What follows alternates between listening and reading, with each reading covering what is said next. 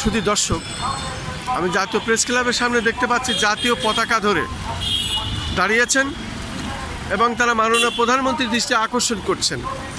তারা গ্রামীণ যে চাকরি করেছিলেন গ্রামীণ ফোনে, এবং গ্রামীণ ফোনের যে শ্রমিক যারা, তারা মূলত তাদের পাওনা টাকার জন্যই মাননীয় প্রধানমন্ত্রীর দৃষ্টি আকর্ষণ হয়েছেন এবং করার জন্যই তারা জাতীয় প্রেস ক্লাবের সামনে সাংবাদিকদের শরণাপন্ন হয়েছেন। তাদের পরিবার এখন পথে বসে গেছে, এটাই হলো তাদের কথা। আমি অনেকের সাক্ষাৎই নিচ্ছি, কিন্তু তারা কান্নায় ভেঙে পড়ছেন। আপনার নাম পরিচয় দিয়ে বলুন, কি চাচ্ছেন আপনি?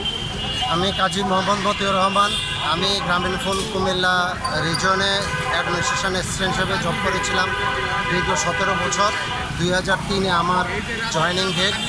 গ্রামীণ ফোন 2020-এ এসে যখন করোনা সারা পৃথিবী আক্রান্ত, ঠিক সেই সময় আমাদেরকে অ্যাট এ টাইম অনধিক 13 থেকে 1400 শ্রমিককে একই সাথে পাঞ্চ কার্ড, মোবাইল নেটওয়ার্ক এবং বেতন ভাতা বন্ধ করে দিয়ে আমাদেরকে রাস্তায় ফেলে দিয়েছে। গ্রামীণ ফোন আমাদেরকে যেহেতু একটা বিদেশি কোম্পানি, প্রাইভেট কোম্পানি, যে কোনো সময় আমাদেরকে ছাঁটাই করতে পারে, কিন্তু কিছু ল তো থাকে সব পৃথিবীর সব জায়গায়। গ্রামীণ ফোন কোনো ল বা আইনের তোয়াক্কা না করেই আমাদেরকে বিনা নোটিশে আমাদেরকে রাতের অন্ধকারে আমাদেরকে রাস্তায় ফেলে দিয়েছে। আমি গ্রামীণ ফোনের কাছে যে কয়েকটা বিষয় আমরা যে টাকা পাবো গ্রামীণ ফোনের কাছে, সেটা এক নাম্বার হলো ওয়ার্কার্স পার্টিসিপেশন প্রফিট ফান্ডের 5%। 2 নম্বর হলো গ্র্যাচুইটি বাবদ পাবো, আমদানিকৃত অপ্রদানকৃত 14 মাসের মজুরি পাবো, বকে ইনক্রিমেন্ট পাবো, এবং আমরা অপ্রদানকৃত ওভারটাইম পাবো, ইন্স্যুরেন্স বাবদ পাবো, 15 বছরের ক্ষতিপূরণ এবং সার্ভিস চার্জ পাবো, মেডিকেল অ্যালাউন্স পাবো, পারফরমেন্স বোনাস পাবো, নাইট অ্যালাউন্স পাবো, অর্জিত ছুটি বাবদ পাবো, ঈদ বোনাস পাবো, মোবাইল সেট বিল বাবদ পাবো, ঈদ অ্যালাউন্স পাবো, ট্রান্সপোর্ট অ্যালাউন্স পাবো এবং ড্রেস অ্যালাউন্স আমরা গ্রামীণ ফোনের কাছে। এই সব খাতগুলোতে আমরা বিগ একটা অ্যামাউন্ট গ্রামীণ ফোনের কাছে আমরা এগুলা চুক্তি অনুযায়ী আমরা যখন জয়েন করি সেই অনুযায়ী আমরা পাবো।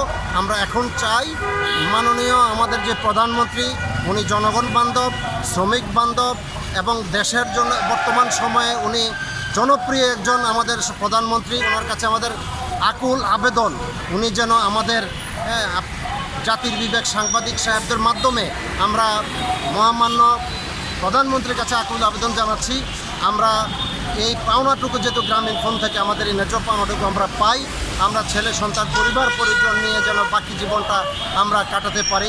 আমাদের অনেক ভাই বিগত সময়ে অনেক মৃত্যুবরণ করেছেন চিকিৎসার অভাবে, অনেকের ছেলে মেয়ে লেখাপড়া বন্ধ করে দিচ্ছেন, অনেক ছেলে মেয়েদেরকে সরকারি স্কুলে ভর্তি করে দিয়েও লেখাপড়া শেষ করাতে পারেন নাই অর্থাভাবে। এবং গ্রামীণ ফোনে এই গোল্ডেন টাইম লাইফের যে সময়টা ব্যয় করছেন, এরপরে গ্রামীণ ফোনে বাইরে গিয়ে ভালো কোনো চাকরি পাওয়ার কোনো সুযোগ ছিল না।